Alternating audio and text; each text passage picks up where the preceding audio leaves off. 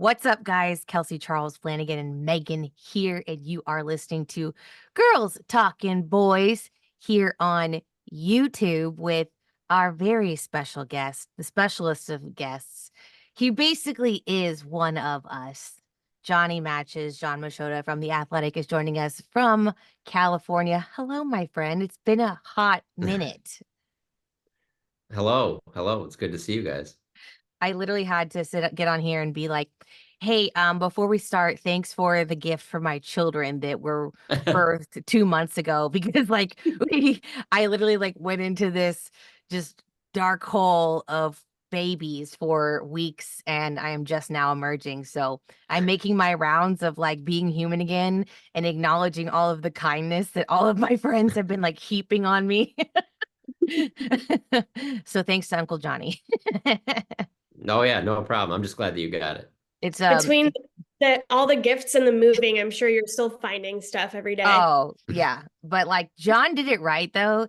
He actually he sent one of those Visa gift cards, and I was like, this man knows. This man knows that I'm going to buy so many diapers right now with this. But it's actually the gift that keeps on giving, because it's flexibility to choose whatever you want, whatever you need. Might have to go around and get something for myself. Might end up getting diapers. Who knows? But it will go to good use. Mom is important too, okay? I know. I was gonna buy diapers, like boxes of them, but I wasn't 100% sure on the address, and I felt like if the address on a card is wrong, there's a way better chance of someone just being dropping it in a mailbox, or Yeah. Whereas the diapers, I could see someone just throwing them away. Oh yeah, and diapers Is are someone not really cheap. gonna take boxes of diapers to the post office and say, hey, these were sent here by this is the wrong address? No, Probably not. no. Okay, this might be the most Hermosa Beach thing I've ever seen. Those nice, they have very nice houses. Everyone pretty much knows each other around the neighborhood. There was just I guess they had a surplus of diapers, and they just had them out, and they're free diapers. And people were just buying, grabbing them. And I was like, what in the world? But I'm also the paranoid mom. And here's Joey, by the way. He's just joining us because I'm kid free for a hot second. So he's like, attention. Anyways, but I'm the paranoid mom that's why are these free? What do you put in them?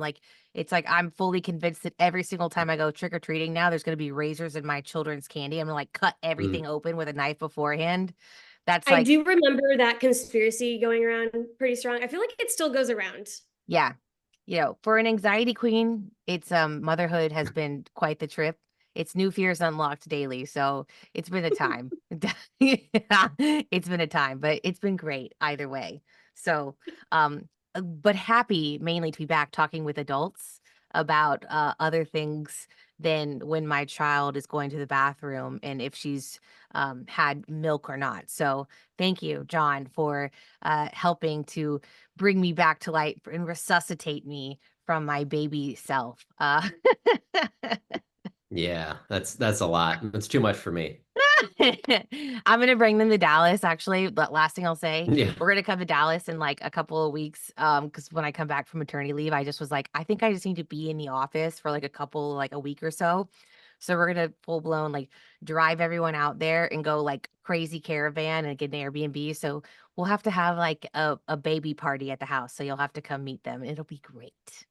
I will do that. Actually, I look forward to it.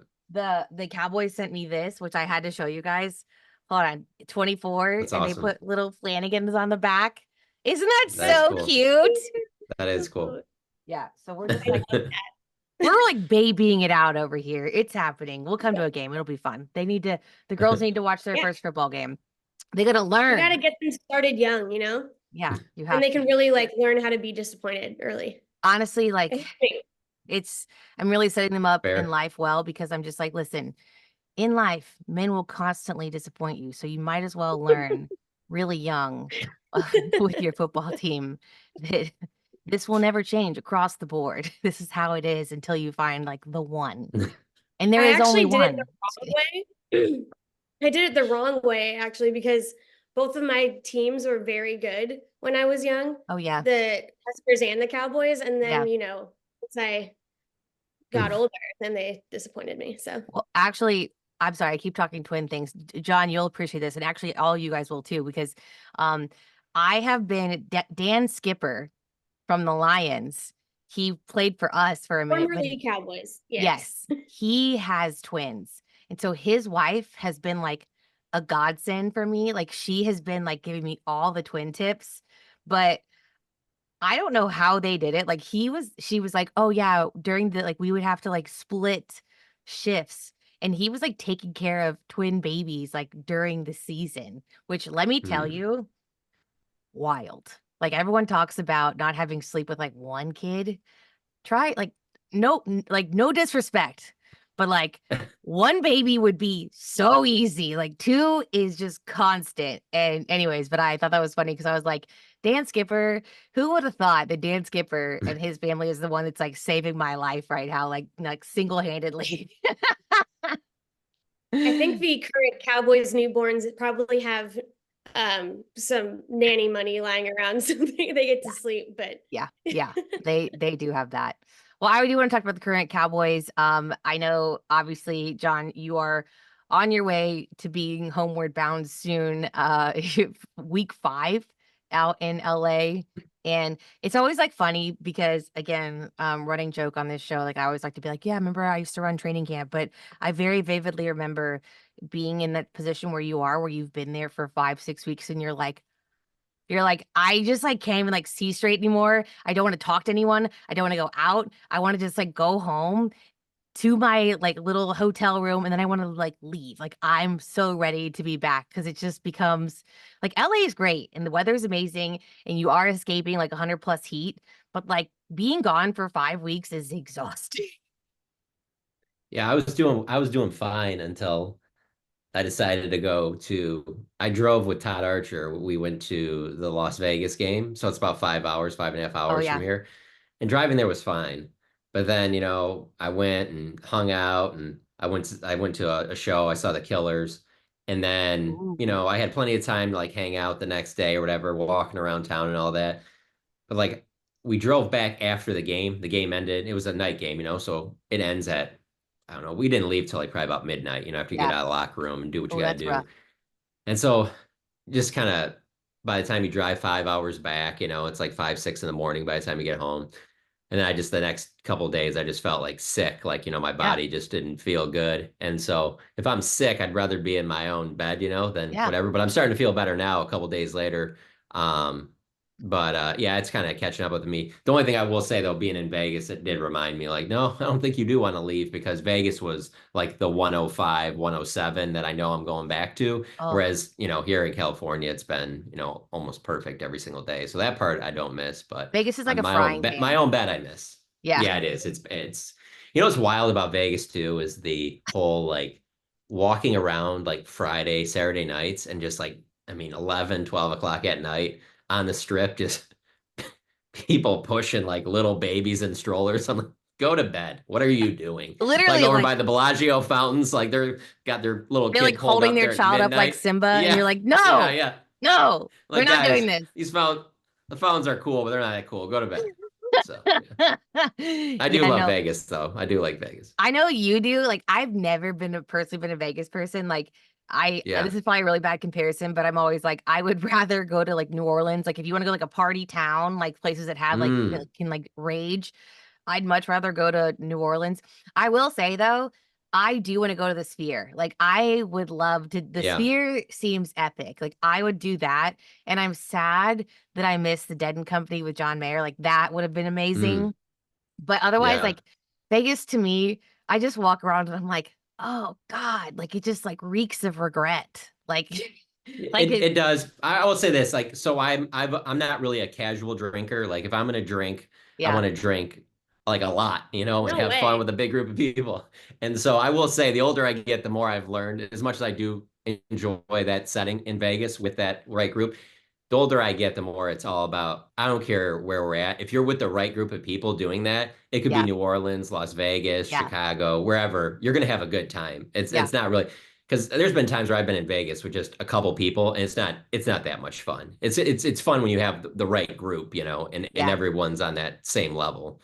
The sports books are cool So though. Like I wanted yeah, to go to the one where they had the pool. I can't remember what it's called, but like that's cool. And like I like the big sports books. Like that's an experience worthy of going to. Like I can do that now that I don't work for, a team. Like that's really yeah, fun. I know you do that in March, if I can say that. Like, yeah, yeah, and yeah. like that is so fun. Like waking up early and like getting your seat and like having like all the screens up. Like that's a blast. Like worthy Mhm. experience. Like I would go back just for that. Like that's epic.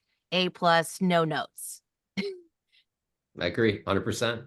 I was almost like a millionaire right after, Tony went down with injury at the Seahawks game and Yeah. they had brought in Dak. I just like made a dumb bet and I was like, we're still gonna be the NFC champions. And we almost were. Yeah. Hey, listen, you could have made it. Like, don't stop now, Megan. This is how they hook you. You get this close. I You get haven't this made a close. bet since. That tells you anything. I got too close to the sun and I didn't get what I wanted. Smart, smart. Okay, so John, I need to know though. Obviously, I mean, what campus is for you at this point? Like, you've been doing this for a hot minute. I mean, is this? Is this going to age you? Are we being sensitive to that topic, or can we No, like, no, no, put no. like those full skins on the wall? Like, I've been doing this. Yeah, yeah. I would say full camp, like being there from beginning to the end, it's probably like my fourth or fifth. But coming out to training camp for at least a week or two, I've been doing that since 2013. Yeah. So whatever, So, 10, 11. what was your assessment overall of this one? Like, I feel like, obviously bringing in, you got the new guys coming in. It felt like things got chippy today. You had, your good combination of the typical training camp storylines. You had the joint practices with the Rams. Like those are always fun too. What is your feeling coming out of camp? Like, how do you feel like this team is positioned? Especially, I mean, God, I'm sure you're so tired of talking about the contracts, but just just being there, how have the vibes been? Where's everyone's head at? And like, what's your overall, like, 30,000 foot view assessment of training camp now that it's coming towards a close and everyone's heading back to Texas? Yeah, I'd say it's kind of been like their off season. It's been kind of boring. Not having CD Lamb out here. I'm a person that when I come out here, my number one thing is that I'm gonna get a chance to get a lot of videos and not having someone like CD who's, just a highlight film, just walking out on the field with just the basic stuff that he does. Not having him out here, it's definitely lacked some highlights, some star power. And so because of that, I think it's been just kind of like their offseason was. The offseason, you kind of thought, well, maybe they'll get something done with Dak, maybe they'll get something done with CD, and then that doesn't happen. And then they really don't do anything in free agency. They really don't do anything trade wise. And so it just kind of kind of boring. And so camp's kind of been like that, but there are, just like any camp, there's positives and negatives. I would say the only negative that really stands out to me is the Sam Williams injury that happened early in Yeah, the like right when we got out here, just such a because shame. he was gonna yeah, he was gonna have a big role on this team, especially with how they're using Micah a little bit differently. And so, but outside of that, not having CD, it's allowed you to see a lot more from guys like Jalen Brooks and Jalen Tolbert, who, you can tell that they've taken a step and they've needed them to take a step at, wide receiver. So I don't think that the Cowboys are going to be as good as they were last year, but I still think that they'll be a good team. Like I think they'll be a 9-10 win team and make the playoffs possibly as a wild card. And then the team will be judged just like the last three have been off of what do you do in January. And Right. so if they're hot at the right time, they absolutely have the pieces to, Yeah. because to me it's San Francisco is the gold standard in the NFC. And then I think Detroit has kind of separated itself a little bit too. And then you have next is the Cowboys and the Eagles. And so, there's a lot of doom and gloom with the Cowboys because they didn't do anything in the offseason. And there is no new contract with Dak and CD is still holding out. But there's a pretty high basement with the Cowboys. Like they're not going to be some 6-win team. Yeah. So they're going to be in the mix just like they have been. And it wouldn't surprise me if they won the division again. It just my thing that it's been hard to get past is I think because I'm not a fan of the team, I cover the team. Like it's so like that playoff loss to Green Bay is as fresh to me as me showing up here. Like it is not like, oh, that's so long ago. Like the coaches and players want to say that. That's not long ago for me. Yeah. And that factors in with every single thing I write and every single thing that like the team says or does. And so even if I expect a CD Lamb contract to get done, I expect him to be out in the field week 1. But even when that happens, like you're going to have a team that was the same team that you rolled out there at AT&T Stadium against the Green Bay Packers and got destroyed by. And so because you didn't do anything significantly to improve the team outside of that, it's tough for me to sit here and act like, oh no, this is going to be way different. No, that was everything was lined up perfectly there. Yeah. So it's kind of like you're in a state now where you're just like, hey, you guys got to just show us. There's no more, yeah, hey, I think if this goes right or this happens, whatever. No, you have to show that this is different, and the biggest possibility for that to happen for me would be on defense. Like with Mike Zimmer coming in, there's changes on defense. There's more disguise. There's some interest over there where if they were to have a season that was just like, wow, man, how were they that much better than last year? It would be because of the defense. And we've seen some signs of that. That's actually funny you say that because I'm like, if I'm sitting in McCarthy's shoes, I'm in a contract year and I'm like, well, y'all didn't give me anything to like move the needle that much more. Like, yeah, I got a coordinator, but like that was kind of by necessity. And, I don't know, like it just feels like the front office is so heavy handed that I feel like, I don't want to go full calling it him being handcuffs, but it's like you kind of sat there, gave me like really, really, really, really ripe bananas and like, told me to do something amazing with it. And it's like, I mean, I don't know, like, is that fair to hold him to a certain standard if you didn't really like make meaningful, really impactful changes? Like, is that even a thing? Like, is that going to be a conversation that we have in like week, 12 when we're like, I don't know. Yeah. Okay. So, I say like, I'm not like the team and a lot of fans that have moved on from Green Bay.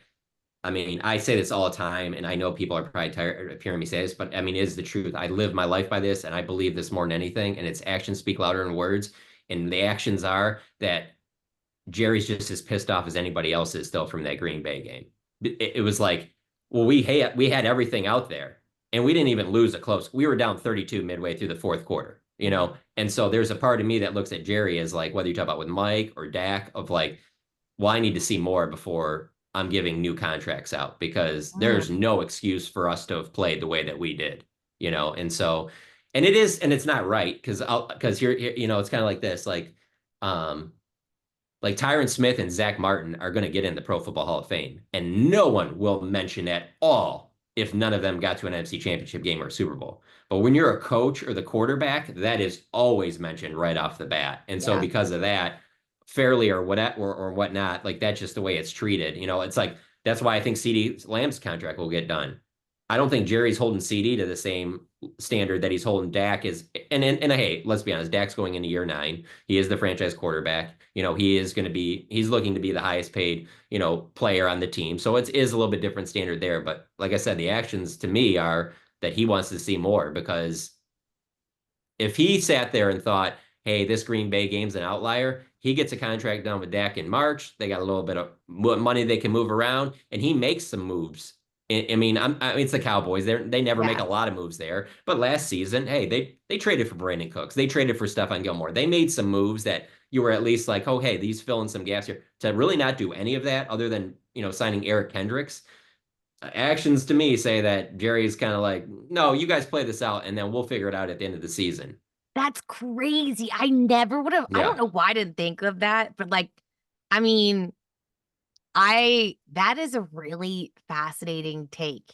And wow. Because I think a lot of fans are kind of like, well, why aren't you doing anything? Like, why are you just sitting here trying to like negotiate and make some like dumb deal that, would have made more sense for you to do earlier?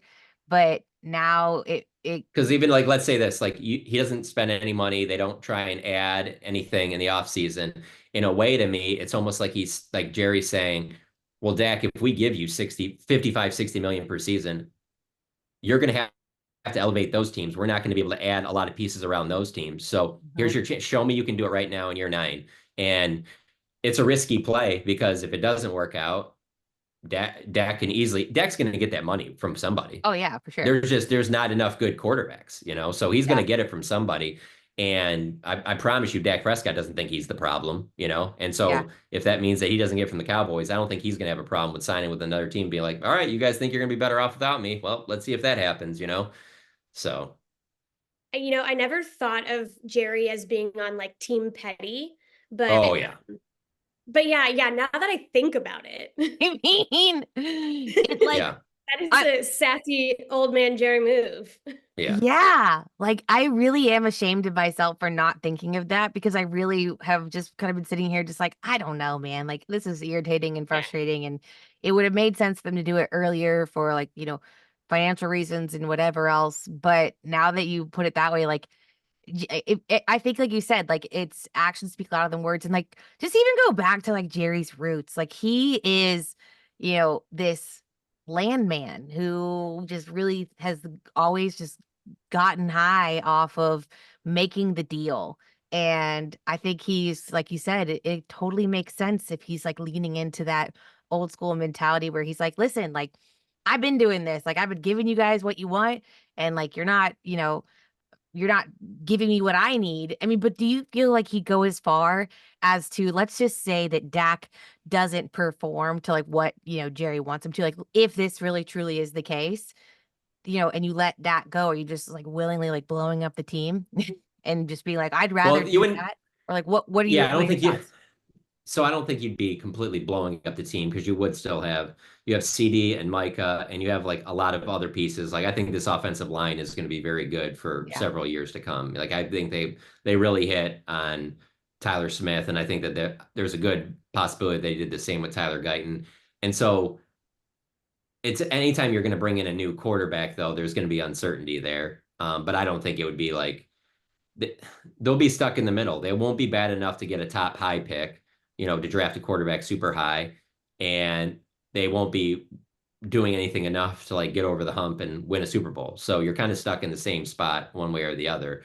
But to me, it looks like Jerry wants to see one last time. Let's see, can Dak be the quarterback that takes us deep in January? Can Mike be the coach that does that? If they are, then I'll gladly pay them both. But if they're not, then I got to really reassess and go in another direction, which is fascinating because in both cases, there's not an obvious replacement. Trey Yeah. Lance has not shown you enough to make you think that a year from now he'd be the guy. And I think that today's player is not a good fit for Bill Belichick. And so that doesn't make sense as the coach. So if you don't go with Mike McCarthy, which way are you going then next offseason? Like at Jerry's age, it doesn't strike me that he would go for like a younger coach, like the offensive coordinator from the Lions, Ben Johnson. People have said that name before, and I'm just like, would he really do that? I mean, Jerry, I think we'll go for another proven coach, and We'll so just like there's a interim lot of Zim and then figure uncertainty. something out. Yeah, there's just a lot of uncertainty with making both of those moves, and the chances that you're better because of that, there's really no guarantee with that. But it would be a huge swing because if they didn't do that, and let's say right now they just gave Mike a new contract and Dak a new contract, like they're locked in. Like that's a 10-win team every year as far as I'm concerned. But I just wonder if Jerry has and I don't even really wonder because the actions are showing me that he does, that he wants to see it. Like, well, let me just test to make sure. Is this the group that can go to the next level? If it's not, then I'm gonna take some big swings and make some changes in the offseason. So interesting. Okay, so formal prediction on timing for Dak's deal. You think it'll be a minute? Yeah, like well, one, if it doesn't get done before week one, I don't see it. The chances of it happening during the season are just I don't even know. I can't even think of the last Cowboys player that signed a contract during the season, like in the middle of the Yeah. season. Like they just don't do deals like that. And so I mean, the fairy tale is that hey, they don't give him the contract, but they get hot at the right time. They go to the Super Bowl, and after the game's over, they get a contract done. Mike gets a contract extension. Everything's happy. But the problem is that look at the way the Cowboys have been these last 3 years. Like they've been really good in the regular season, and then a disappointment in the playoffs. And if that happens again, then what do you do? Because Yeah. you're just like, damn, Dak's good enough to be the runner-up for MVP. He didn't get it done in January. Am I really letting him go? And then all of a sudden we're sitting here with a competition next offseason of, oh, I don't know, something I just watched last Saturday, Gardner Minshew and Aiden O'Connell, like something awful like that. Like, is Like that the answer? what?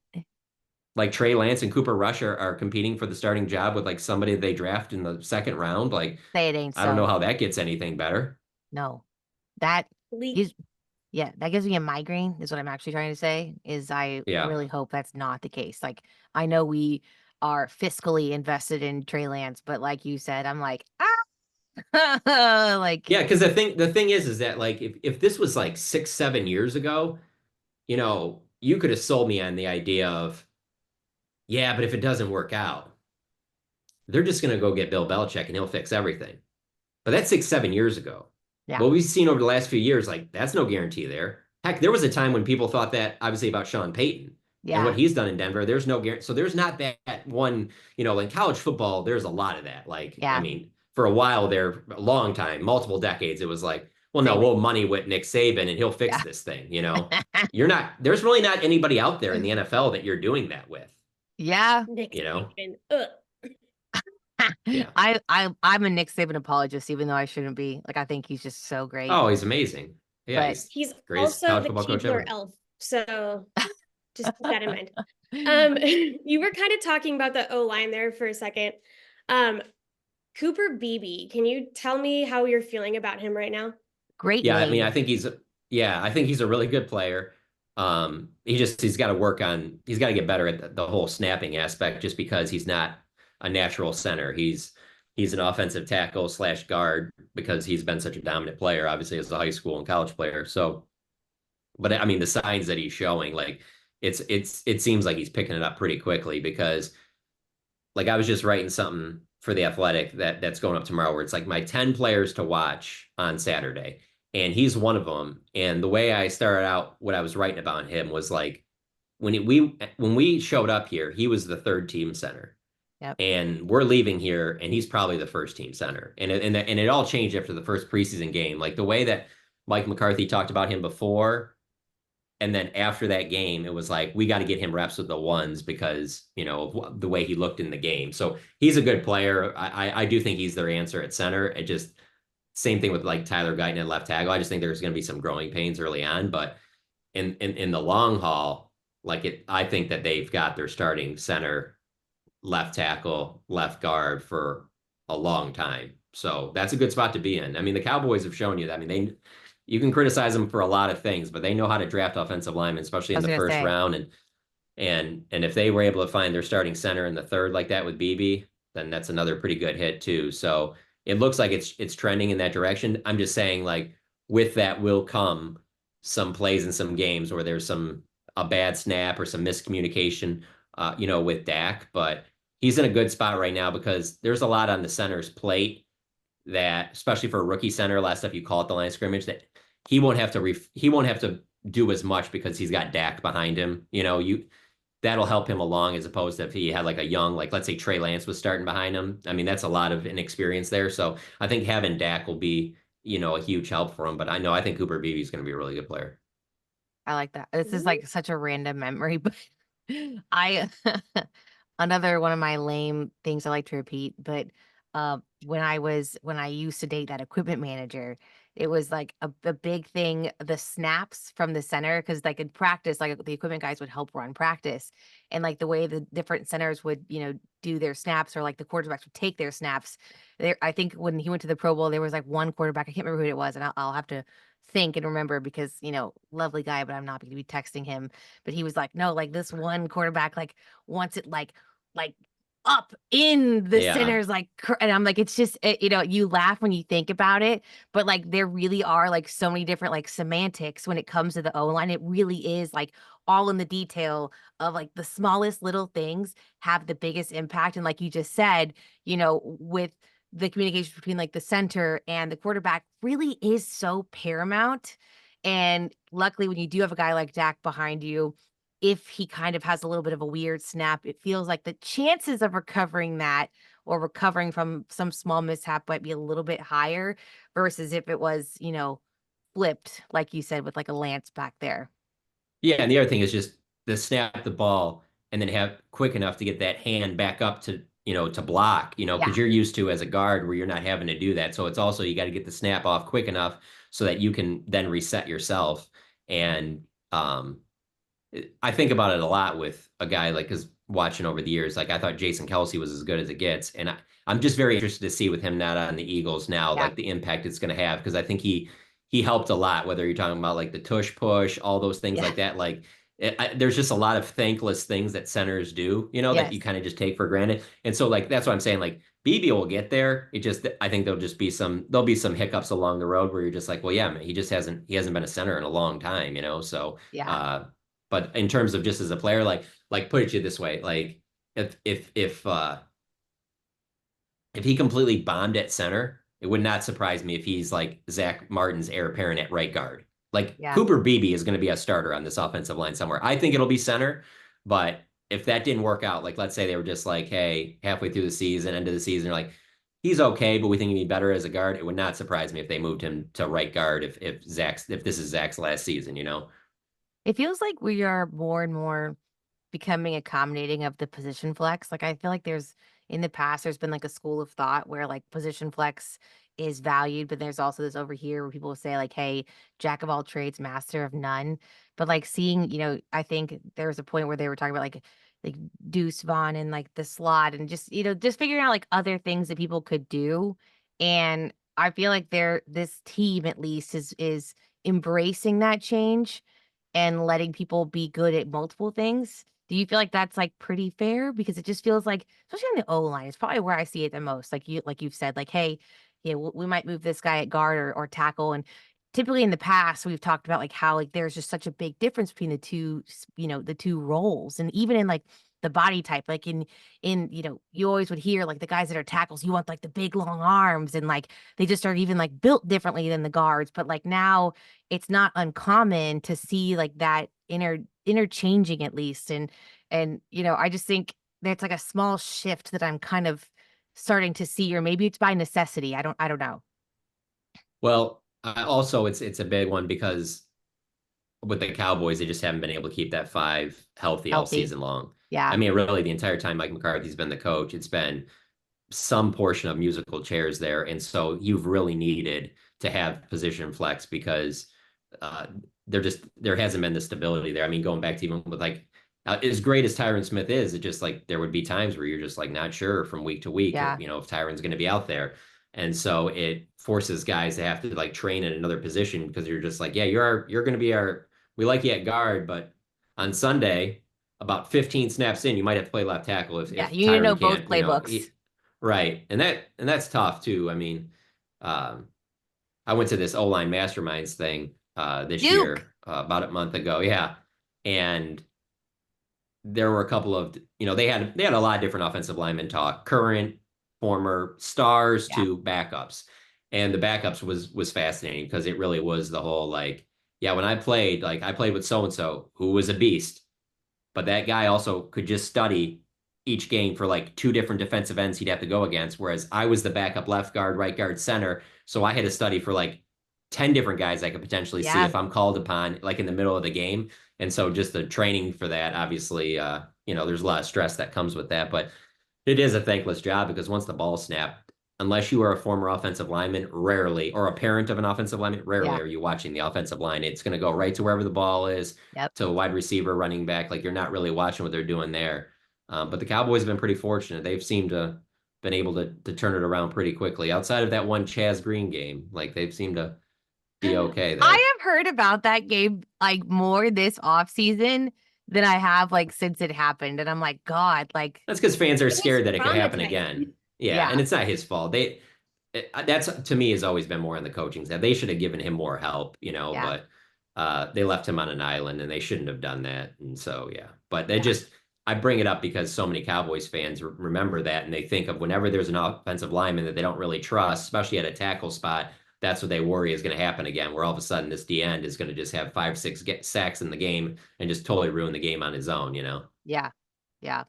So I do want to know, obviously there's position groups that everyone was kind of, really honed in on going into training camp. Offensive line was one of them. Um, what would you say the position group that improved the most, that exceeded expectations coming out of camp, and the ones that you're like, woo, uh, yeah, like we might need to send some thoughts and prayers because it's a little sketchy.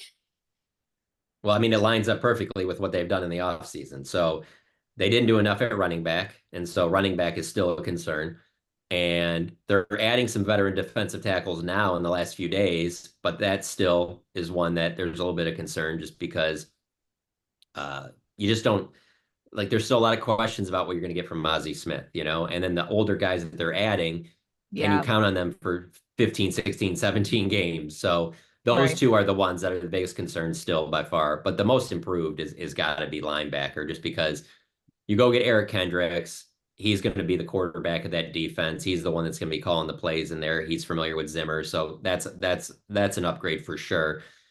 And then DeMarvion Overshown's coming back from the knee injury, and he looks like he's been on the resistance cords and working off this side because he's been dealing with this little bit of a hip thing, but he has played a little bit in the preseason. When he looks like he's completely past that knee thing, so that's good.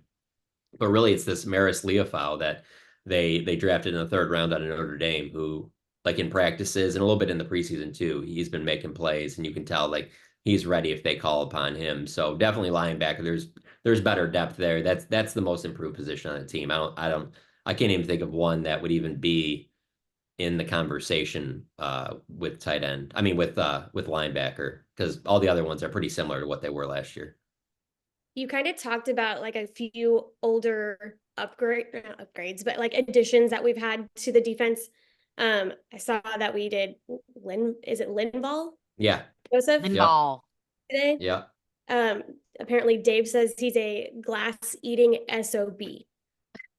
Is he still though? Because like that's like what Yeah. you're saying, like John, because this guy, multiple Pro Bowls, reunited with Zimmer, but is it kind of reinforcing with a veteran that's been there versus, or is it? I don't know. I'll let I mean, you give us your opinion.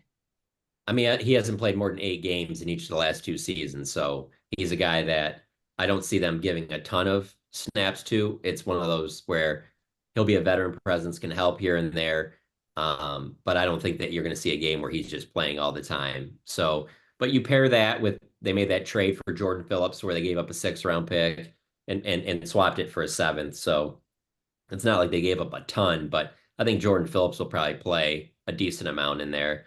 Uh, and then you need Osa Odighizuwa to stay healthy, and you need Mozzie Smith to make some kind of jump from last year. And there have been times in this camp where Mozzie has looked like he has made improvements, don't get me wrong, but it's the whole, can you see that for an entire game? I mean, they drafted him in the first round to be an impact player, And so I just need to see more from him to say that, yeah, no, he's going to be the answer there. So, yeah, I mean, they're kicking the tires on some veterans, which is probably what they could have done back in March, and it probably doesn't make any difference because they want to see the younger players first. And now that they know what they have, hey, we'll go out and get these guys now.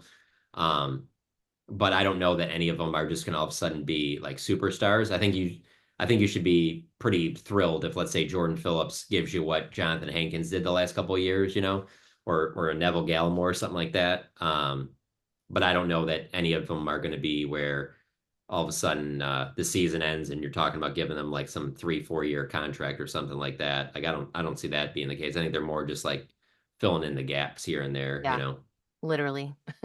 Yeah. So with exactly. The funniest thing as a newer listener to the New Heights podcast was how obsessed Jason Kelsey was with Osa Odighizuwa. So that's how you know you have the stamp. He mentioned him every time they talked about the Cowboys. Really? Yeah. I need to catch up. I love that. I mean, that makes sense. I mean, he's definitely better because apparently he's a scary person to go up against if you're a center. Yeah, I mean, he's very strong. I mean, he's a big dude. He's a good player. He just, if he stays healthy, he'll be fine. It just they need some help for him, in the middle. Yeah. And if one of these older guys pans out to, play well and that, then great. If not, then maybe they have to do another Jonathan Hankins type thing where they make a trade in the middle of the season. But it's still like I just have questions about defensive tackle, just like running back. Like there's a chance that Rico Dowdle has a really good year and runs for like 800-900 yards, but I'm not sitting there banking on that happening, Yeah. So, yeah, they're just The one thing though with running back is you can get a running back kind of cheap. The defensive tackle thing, like to get a good defensive tackle, you're gonna have to give up something decent, to get a decent one. And I don't know that they're gonna necessarily do that. So maybe the change of Mike Zimmer's defense too also helps that out as well. I Because was I actually mean gonna just they ask you have to be that. able to stop the run. If they can be more fundamentally sound against the run, that'll cover up a lot of stuff. So maybe that happens, but it's tough to say right now because you haven't really seen it to know for sure. We'll know the first few weeks in the season if it's gotten better, that's for sure. Well, that's what I was actually gonna ask you because like we've spent a lot of time talking about like personnel and like the actual like pieces on the field, but obviously there's been a pretty big change and an impactful change with the addition and of Zimmer versus Dan Quinn's departure. Do you feel like what do you think is like the one major thing? And again, I know it's been preseason and training camp, but you've kind of like been in the environment a little bit. But what do you think is the biggest change that people will see with a Mike Zimmer defense versus Dan Quinn now that you've been experiencing it and how it applies to the players that has on hand currently? I just think it'll be a little bit more unpredictable pre-snap, like some of the disguise stuff that they're doing. You can tell with the way that they're using Micah, moving around, playing a little bit more traditional off the ball linebacker. That'll kind of it'll keep teams guessing a little bit more, and that could lead to more turnovers. That could lead to a better defense overall. And I think they might have a chance to be more fundamentally sound. Just whenever I talk about this, I'm a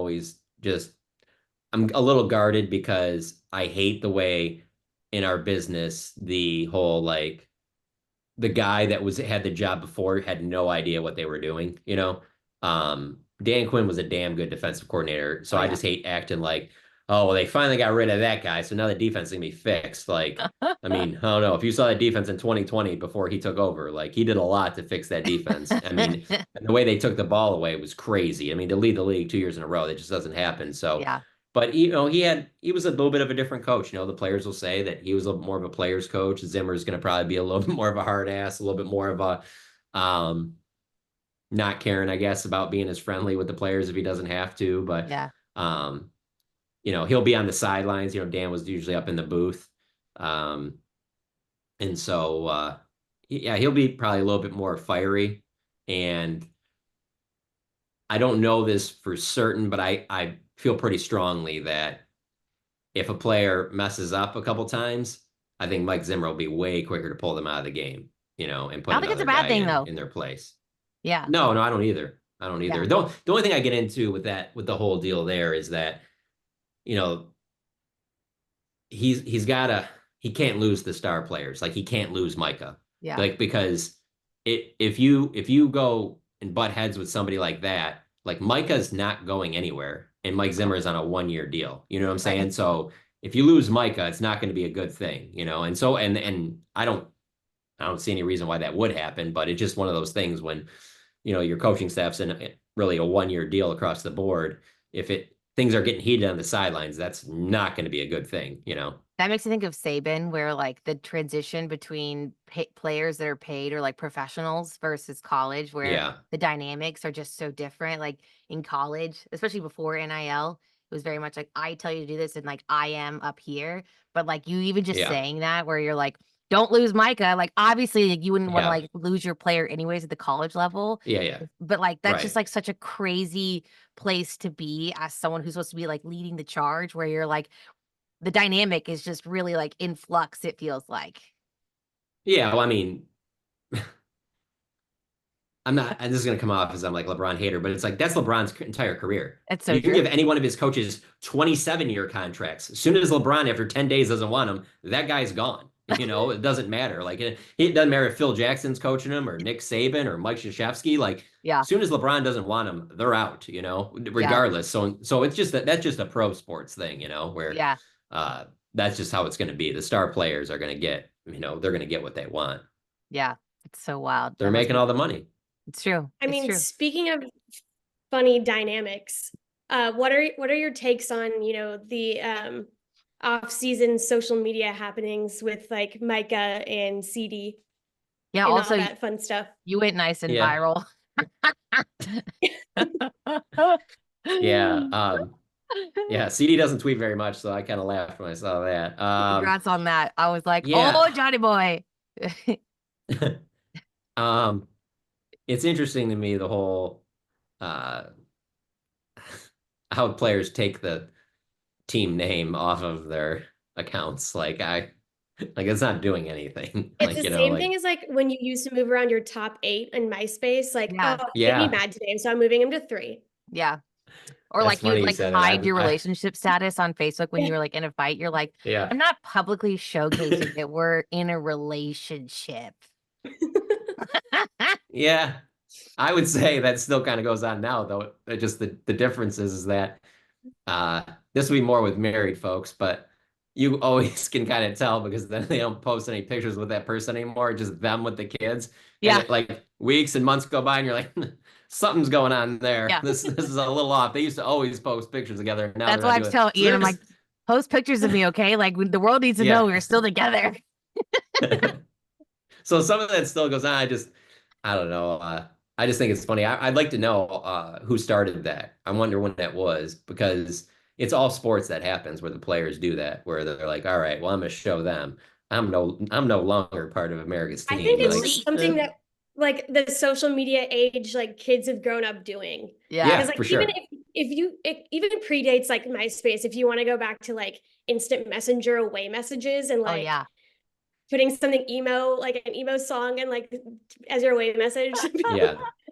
Oh no, I'm telling you, like going back to what I said earlier about the Bill Belichick thing, like times have just changed. Like, Yeah. I mean, I'm 42, and like when I see some of the players, I was telling my coworker Saad Yusuf this today, like when I see some of the players how, and it's a lot, they cut their pants like I mean, over halfway up their thigh. Like they're wearing tights underneath, but it's like the football pants, but they're cut like at their thighs now. And I'm just like, man, like, and then obviously you see it in basketball too, like how short the shorts were. It's just like, man, when I Yeah. was playing basketball all the time, like you would have been made fun of so much that you Uh-huh. would have just left if you were wearing shorts like that. But like times just change. And so you just adapt to what's going on. And so that's probably, yeah, I think you're right, Megan. I think that this see like I know a time before social media, Right. whereas these guys don't. So this Yeah. is the number one way to like get your message out there. Like I'm gonna put up Spider-Man putting on the all black Spider-Man suit, whereas I sit there and I'm just like, I don't know what that even means. It seems I like don't he must be either. mad or something. As like a I non-movie hey, to watcher be too. fair, and I should have done this. I should Oh. have done this, but I didn't. We were talking to Jerry Jones the other day, and I almost showed it to him. I was gonna be like, "What do you think this means?" But I was like, I would I have just, loved to hear it. You would have I, no idea. That's if actually it even was better because Steve, like Jerry would have no idea what that means. And he's like, I'm gonna show him. And Jerry's like, bro, I have a flip phone. Like, I don't look at that. I don't know what that is. Like, you can tweet the Dallas Cowboys account all you want. I'm not gonna see it. It's Sally, in the third row back there that's managing that for us. yeah. Like, come on.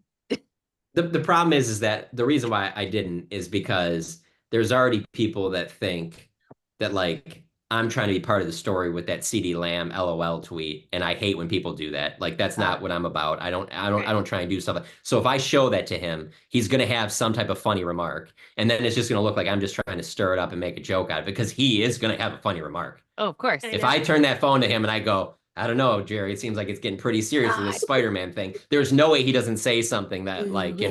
Do it. like there's no Do way. Now, it. Steven might have, I think that's a little bit more in his, he's got younger kids and stuff like that. I think maybe he would be I able to bet Steven understand has it a a little bit burner. more. Let's be real. Steven Yeah. totally has like a, I if think I we had to all guess. think Steven has a burner. I'm just like trying to think of Steven having like a social life. Because like Yeah. I've seen the only times I've ever seen him out, he's either just been with his wife or he's been with like students he's mentoring or something. Oh, okay. And so I'm like, Yeah. I just don't feel like he does anything fun. Well, I Yeah. used to work for his It's brother-in-law, funny. so I'm gonna go this. Oh yeah. Yeah. Not that I know anything Yeah. bad, but like I, my thing, like here, this is the best way I'll describe that one. Just being out here in California, like I think that they've priced me out of a lot of the places that they would go to. yeah. Like when you're out here, for example, um, here, Kelsey, you'll remember this. Like, like in Ventura, there'd be a lot of times when you would just see like the Cowboys bus out, and like Yeah. there's just a lot of restaurants and bars in Ventura. But now it's like moved to where like they go to Santa Barbara all the time. Really? Because it's like nicer, it's a little bit Yeah. more expensive and things like that. And it's like, I'm not really driving up to Santa Barbara, It's like like far on, enough where on you're just like like, after ah, practice.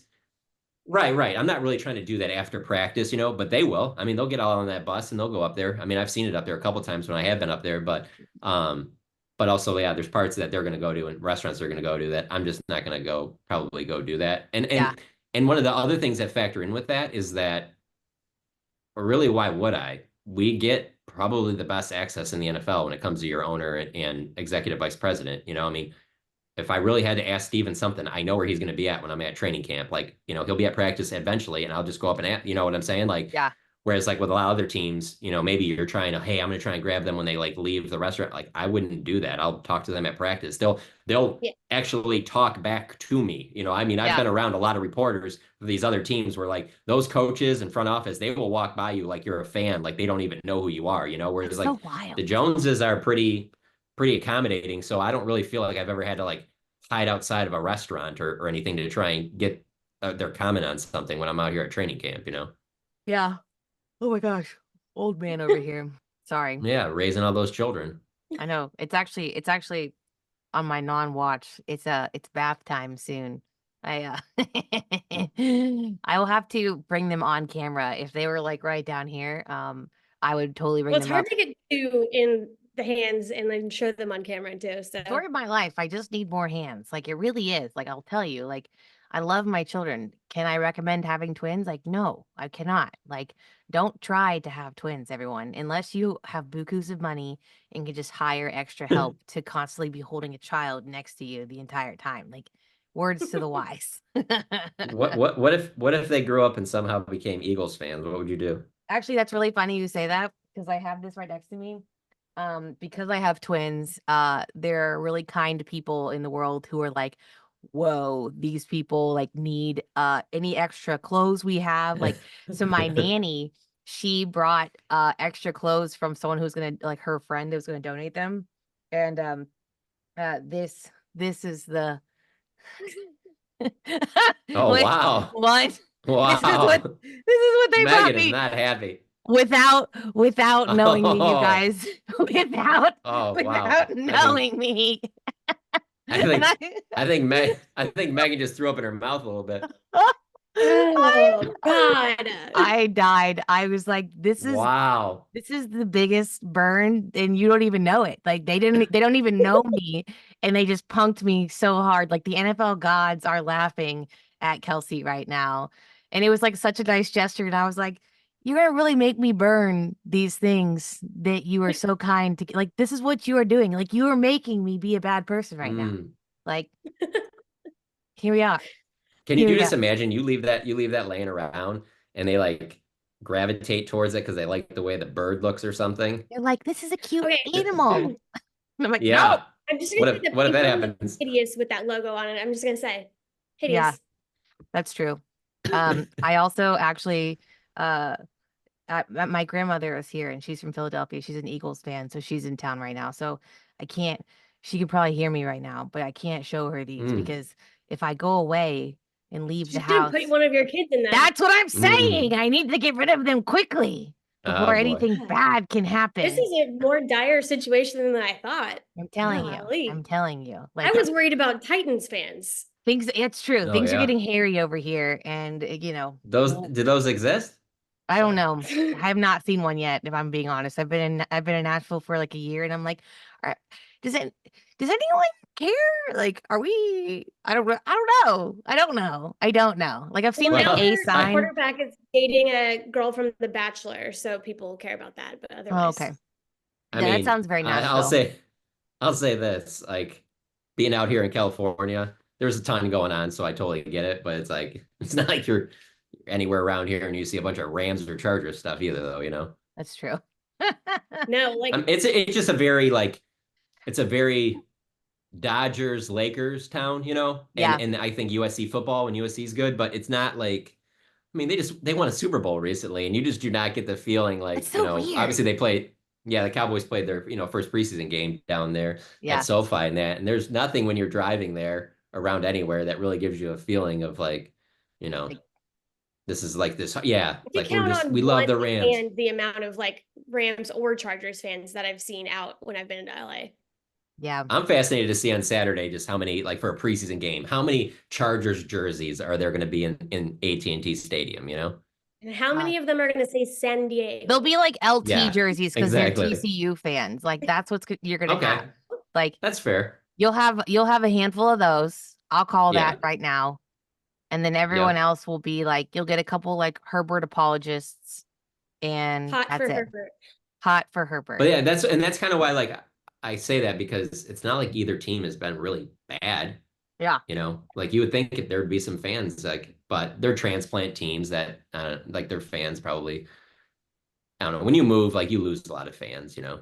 Yeah. My friend who was like a lifelong St. Louis Rams fan.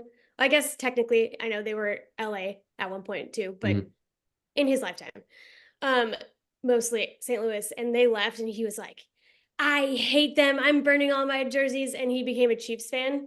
Yeah. So well, but in fairness, St. Louis is the Florida of the that. Midwest. So like St. Louis can just like fall into oblivion and no one would really be upset. Like I'm just gonna be Yeah, honest. no, that's true. I really wonder. I guess the two biggest cities in Missouri are on like the edge. They're like trying to get out really bad. Yeah, it's true. Missouri sucks. I wonder though about living out, you know, I've been in Texas since the end of 2010. And I do wonder if the Oilers never move, because they obviously lost a lot of fans in Houston when the Oilers left. But if they never move, and you tell me there's gonna be 28 years out the Cowboys going to an NFC Championship game, I wonder how many Houston Oilers fans there are.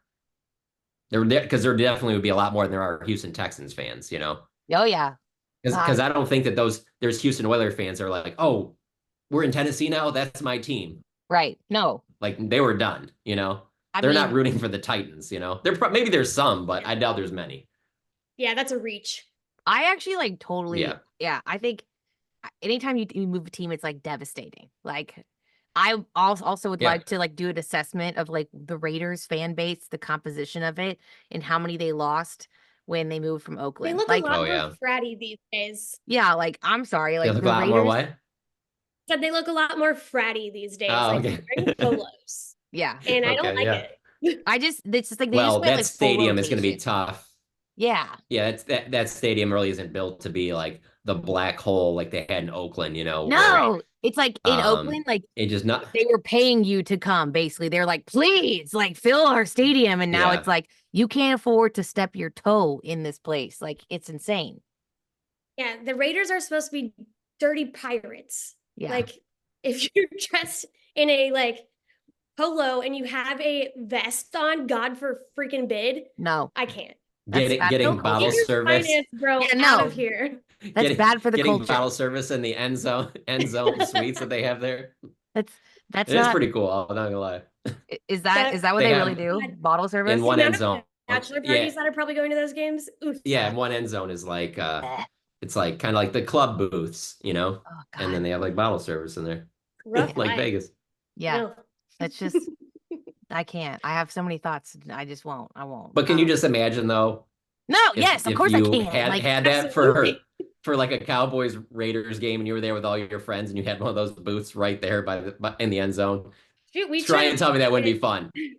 There's a bunch of LSU people going for the season opener. They should have one of those. Really? Yeah. I bet you there's going to be a ton of LSU fans in that, like doing that exact same thing. Yeah, but I bet that's gonna be so expensive too. Like the only LSU fan that can afford that will be Todd Graves. So let's be real. They're gonna be, first of all, they're gonna be old. But they'll be there. Anyways, John, you're the best. Thanks for always hanging out with us. Miss your face. You're a king, a champion.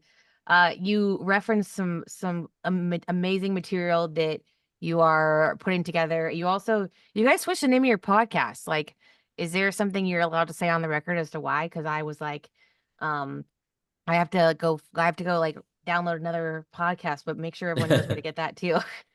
I'm officially old. I'm like, I gotta go find another podcast to hit save on. Anyways.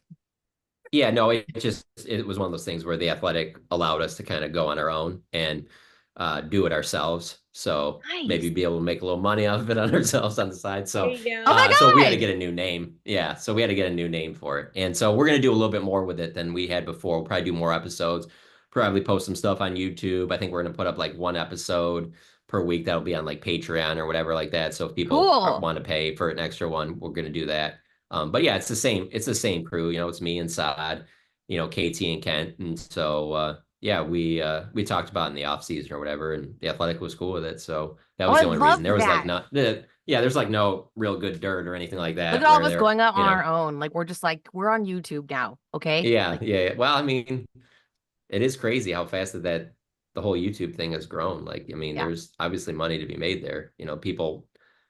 I mean, heck, I'll just give you my own example. Like, so I've been in this house for since July 22nd, and outside of a couple of like the USA men's basketball games, you Mhm. know, Olympic games.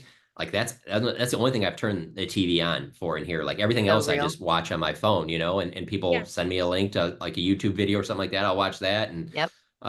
you know, and then I'm writing and stuff like that. But it's like I just don't turn on my TV that much to watch stuff. I probably watch more YouTube or you know whatever ESPN or The Yeah. Athletic or whatever, you know, content that way. Or like Instagram, directly Facebook, related to what you Twitter. actually care Twitter. about. So I feel like it Yeah. works. Yeah. No, it's true. I mean, there is. Yeah. Like the idea of I don't know, like I can't see myself turning on the local TV news really. Like I don't even know how to I'm on anymore. Twitter, you know. It's pathetic. I'm like, Never I need to have, get, never will. yeah, like And really it's not even local TV. I mean, even like national TV news. Like I just don't really I yeah. don't know. Like, and that's such a big part. Like when I go home back to Michigan and visit my parents, like that's always on. Like they're watching the news Oh all the yeah. time. I'm Oh just yeah. like, you know, weather, all this stuff that I'm just like, yeah, I don't know. I'm gonna look at my phone and see what the weather is today. I really don't need to know 5 days in advance, but The okay. Weather Yeah. Channel's like still on. Oh yeah. It's Yeah. a total culture shift. It's You know wild. who loves the Weather Channel, Megan? Who? Nick Saban. Huge Weather Channel guy. Loves it. He would be. He's got to know if it's gonna rain for his Keebler elf trees. Yeah. He's a We great football coach, okay? I didn't say he wasn't. I just said he was a Keebler elf. the next thing we can do is start talking about Aaron Rodgers and what a good player he is too. If we Ugh, really want to set Meg off, we could just like let's have an I've had episode. enough. We can have an episode one time where we put a heart rate monitor on Megan. That's actually what we should do. Oh, And we can start to talk about like controversial sports topics and see which one really gets her going the most. I'm inspired by Love Island, which she has kind of forced upon me in a non-forcible way, but I have officially gotten cancer of the brain from watching 36 episodes of whatever that was. but So Odell Beckham Jr.'s brother's on it. Bro, so yes. I was like, all's oh, look, related. I'm watching sports. This is basically sports. Like, it's fine. Oh, God. John, you're the best. Please let the people know where they can find you and your podcast and your writing. I did get charged for my subscription for The Athletic this week. Well worth my $8 investment monthly, which again is just a Starbucks, just a reminder. So make sure you guys do that. But John, please override me and let everyone know where they can find your wonderful work. Yeah, it's at The Athletic. We would appreciate it if you aren't subscribing, that you would. I definitely think it's worth the $8. And sometimes you can even get it for cheaper than that. Heyo. But yeah, the One Star Cowboys podcast. That's what the new podcast is called. So same as it was before, but we just changed the name. So it's One Star Cowboys podcast. Kind of like a joke, like, you know, Yeah, I instead was of gonna getting it say. 5 stars, you only give it one because it's terrible. But we think it's pretty good. So Have you maybe been give getting it a lot of 5. 1-star reviews by chance? Not really. We've actually gotten a lot of 5 that actually kind of surprised me, that I'm happy about. I thought it would be Good. all people just giving 1. So Like I thought that would do it as like I love this right. podcast so much, 1-star. Right. Yeah. Yeah. So yeah, if you can subscribe to that, we would love to as many listeners as possible. But yeah, other than that, I'm on Twitter at Jon Machota. And I try and tweet as much Cowboys stuff and as little non-Cowboys as possible. So if you're a Cowboys fan, please give me a follow. All right. Well, do what the man says.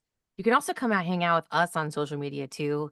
That I will warn you, there is more baby content on my Instagram at least these days. But you know what? Like, twins are a novelty. It's kind of cool. Okay. Like I'm going to try to make a reel maybe this week or next. Like just like support my digital endeavors if you don't mind. I'm Hey Kelsey Charles on Instagram, and on Twitter, I'm Kelsey_Charles, and Megan is. I'm at Meg Murray with 4 R's on Instagram and Twitter. And you can also follow us at Girls Talking Boys without the A in it. Oh yeah. Thanks for that. On both of those platforms. But as John said, make sure you guys are subscribed. I haven't added us over to Spotify and iTunes yet. I swear I'll do that. I have a nanny this week, so I'll make it happen. But in the meantime, subscribe and give us a little bit of a follow and a comment or two on YouTube. Appreciate you guys who already have done that. But there's some really important words that we need to leave you with that reflect directly this dire situation right here. And Megan, that is Dallas forever, Philly for absolutely never. birds are not real. Amen. Bye, guys.